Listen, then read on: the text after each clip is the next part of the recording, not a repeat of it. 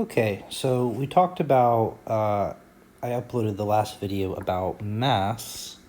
I'm just talking about what mass is and how it's related to inertia. But now what we want to talk about in this video is weight.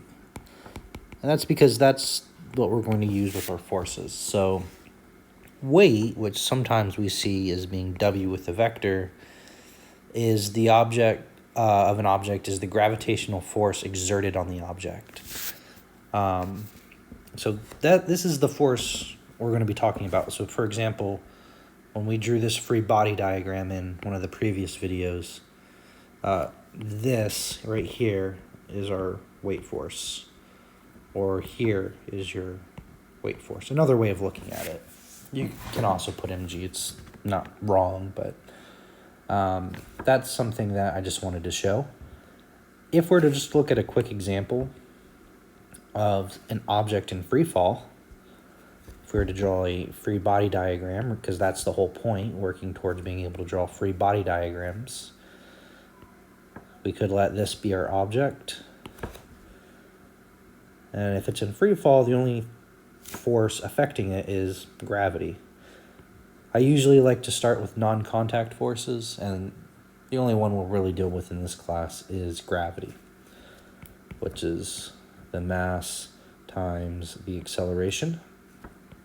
And if we work out Newton's second law, the sum of all forces in the y direction is equal to mass times acceleration in the y direction. Well, as long as we let up be positive, negative, our weight force, is equal to mass times acceleration in the y direction. Now, the weight force minus the weight force is equal to minus mass times gravity, or your weight force is equal to mass times gravity. You can actually show this using Newton's laws of gravity. I'm not going to do that right now, but I will talk about Newton's laws of gravity later on, because that's another force we're going to want to be familiar with in the case that it shows up in a problem. Okay, so we're all right, hopefully, with that. Another thing I want to talk about is apparent weight. So apparent weight would be, this is something I see that sometimes confuses students. So apparent weight, it's kind of a funny thing. So when you're in free fall or you're in space and you have this weightless feeling, you're not actually weightless. What's happening is you don't feel a normal force. So I'll have to talk a little bit about a normal force. Normal forces are just forces that come from anything you touch that's perpendicular to the surface. So just as an example, if you're sitting on the ground or standing, whatever, you have, if I were to draw a free body diagram, you have the weight force, and you also have what's called the normal force, which is the ground up on you. That's preventing you from accelerating. Now, what you're not feeling, you still have some sort of weight force if you're in free fall, but what you're not feeling is a normal force. If I were to remove, if I remove this floor and put this guy in free fall, now there's no normal force. And this is our free body diagram. This is the weightless feeling that you're actually, even though you feel like your apparent weight is nothing, that's actually what's causing it. So a cool little problem here is if you're standing, let's say a 60-kilogram man is standing on a scale in an elevator. So let's draw an elevator. And let's put a little scale here.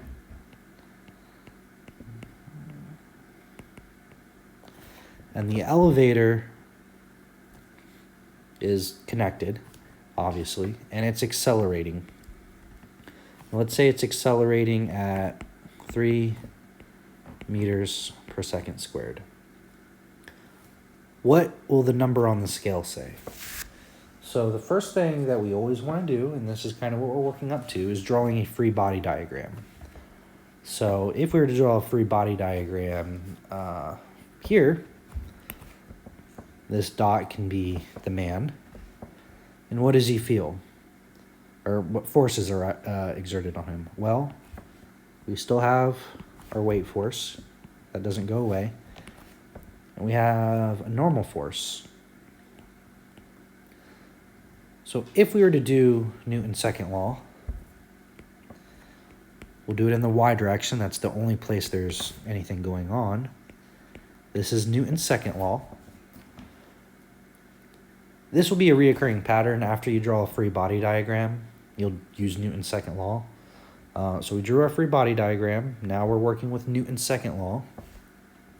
So we have the normal force minus the weight force, which is mass times gravity, is equal to mass times acceleration in the y direction. This normal force is your apparent weight, which is what the scale's reading. So what you want to solve for is the normal force. Normal force is you add mg to both sides, and then you factor out the m. So g plus acceleration in the y direction. And you know all this. This is 60, that's the mass of the man, times gravity, which we know, plus the acceleration, which you know. And if you plug that in, that's 0.07 kilonewtons. Okay? So just converted that. And yeah, that's all there is to it. That's what we mean when we say apparent weight. So you're already a little familiar with normal force, at least to an extent. We'll talk more about it later. We want to talk about one more force, which is tension forces. There's a lot of forces we need to talk about before we can really get into these problems. So I really want to break all the forces down if I can. So tension, the tension force, which is usually how we denote it, is when we have a cord or a string or a rope or cable or something connected to the object in question. Now, what we don't want to include is, and I'll write this in red, no springs, because we'll do something with Hooke's law. Maybe you've worked with this before. And that's what we're going to look at when we're dealing with springs. Springs are a little bit different. So we're not going to consider springs a tension force, although sometimes students think that's a good idea. Okay, so with tension, let's just do an example. Let's say you have let's say you're here, and you have this rope hanging down. I don't know, maybe you're over a ledge a little bit. Let's give myself a little more room. And you have something you're holding here. Question is, what is the tension? Well, again, free body diagram. We just talked about weight force. That's just the mass times gravity. And now we have tension. Let's say the mass is 5 kilograms, and let's say you're putting this down at an acceleration of 2.5 meters per second squared. Okay? So let's just say that's the acceleration. If we break down Newton's second law, the sum of all forces in the y direction is equal to mass times acceleration in the y direction. Well, our forces in the y direction are tension minus the weight force, which is just mg, and that's equal to mass times acceleration. Or tension equals, I'm going to add the mg to both sides and factor out an m. The mass times acceleration plus gravity. So if you plug all that in, you should get about 37 newtons. And that's the force of tension on that rope. Now, sometimes you can get problems that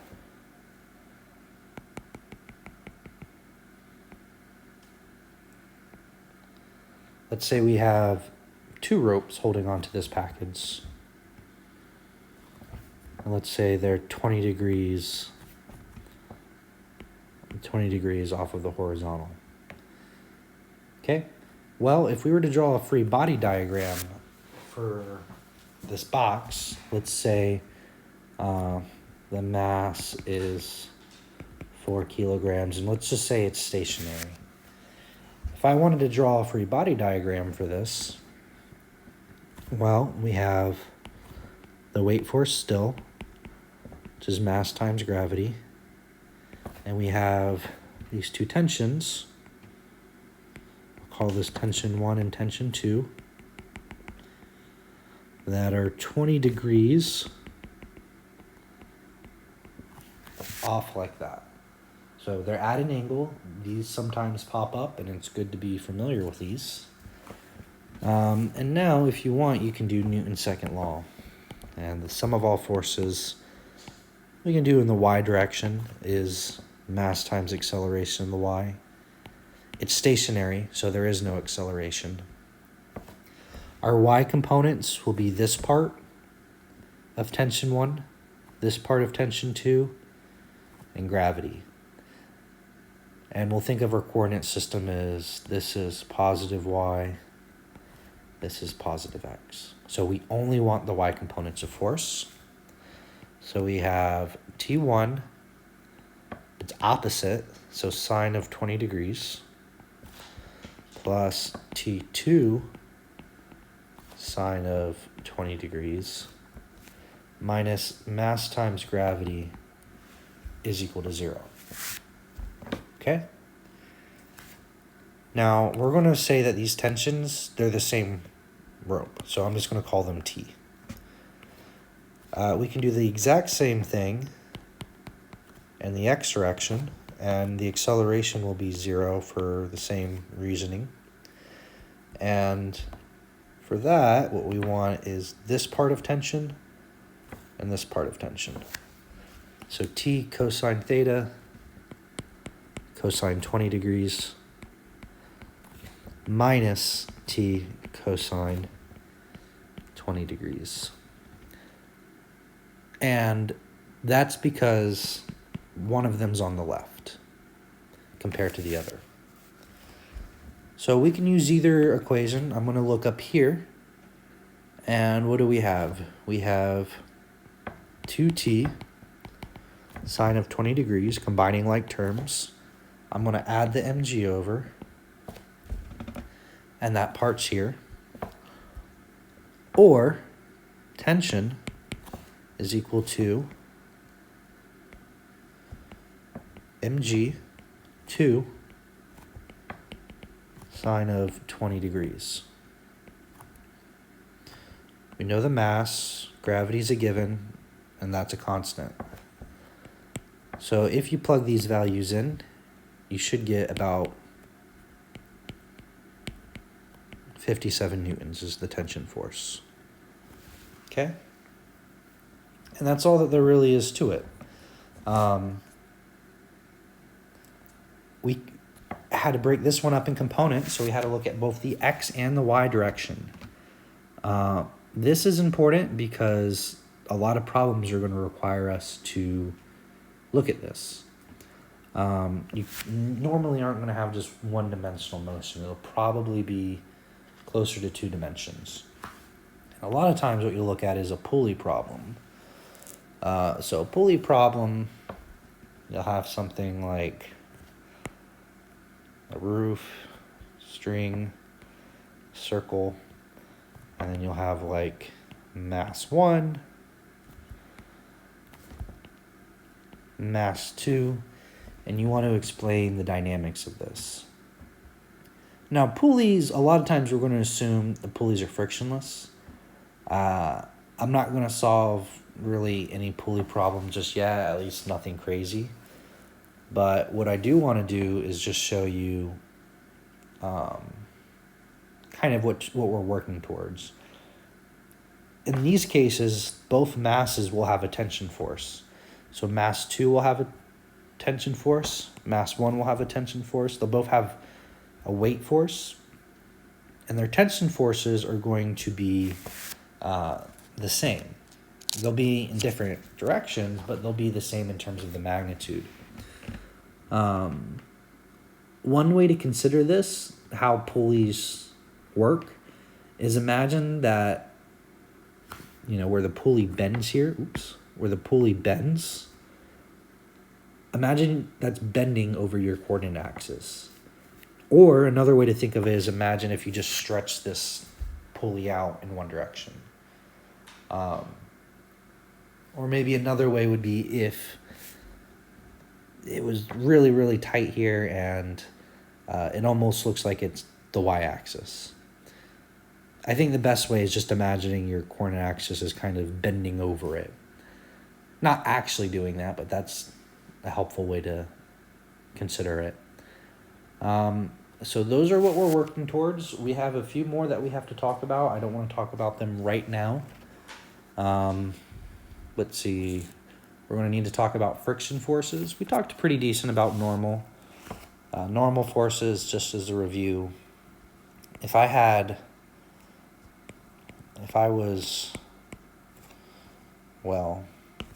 imagine I was pushing this thing up against the wall.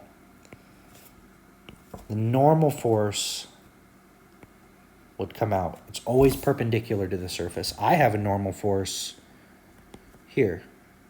That would be mine. So that's all the normal force is. We're going to want to talk about friction force.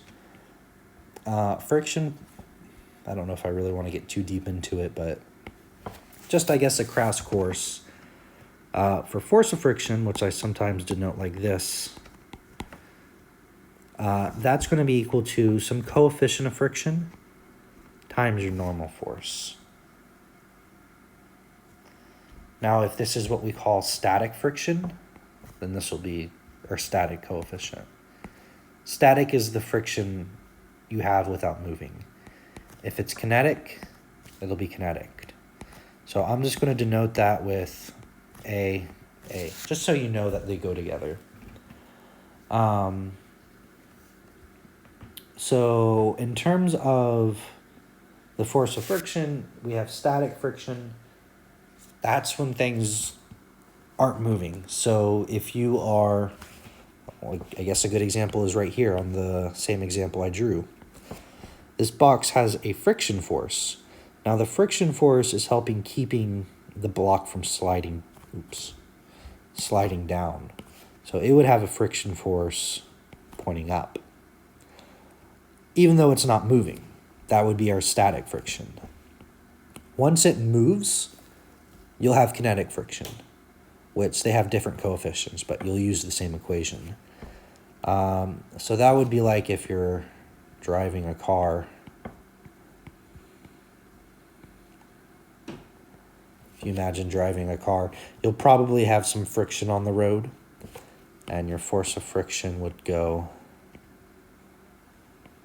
in that direction. And that would be kinetic friction. That wouldn't be static friction. Now, technically, the force of friction static is less than equal to mu naught normal. That's because what happens is for it to move, it has to overcome this static force of friction. So if it doesn't, you're only going to get the whatever amount you get out of force of friction based on, for example, maybe it'd be better if I explain this. Here, you're not necessarily going to get an equality sign. You could get a smaller force of friction than you would with kinetic. In fact, that is almost always how it is. Okay? And you'll also look at the static. Okay. And when we're talking about this, we also want to mention that we're looking at the magnitude of our normal force. That's also important to know. So let's see, I might as well make a note that this is kinetic. Let's see, what else should we talk about? I don't want to talk about too many in one video. It's also important to know that your static is going to be greater than your kinetic. Or at least equal to. Once you get it moving, if you're pushing something against a rug, let's say you're pushing a block, once you get the block moving, it's a little easier to move once you get it going.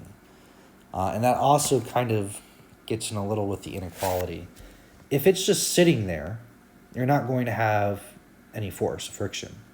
But when you try to push it and it doesn't move, that's when this guy goes up. If that makes a little bit of sense. I don't really want to talk about this too much or go through a bunch of examples, but we can go through those a little bit as we go. Hooke's law, that's also going to be important. Before we talk about that, drag force, the next video, I'm just going to maybe show my classical mechanics. I talked about it in a lot more detail than you'll probably need to see. Basically, what you want to know is the force of drag is going to be equal to minus VB. Okay? Where the force is a vector and velocity is a vector. I'm going to post those in case you want to see them because they go in a lot more detail, but it's not necessary to go through those.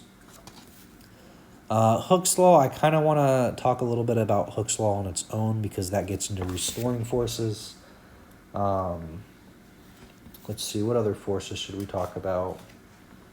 I feel like I'm going maybe a little too fast, but the best way to do these is to explain it.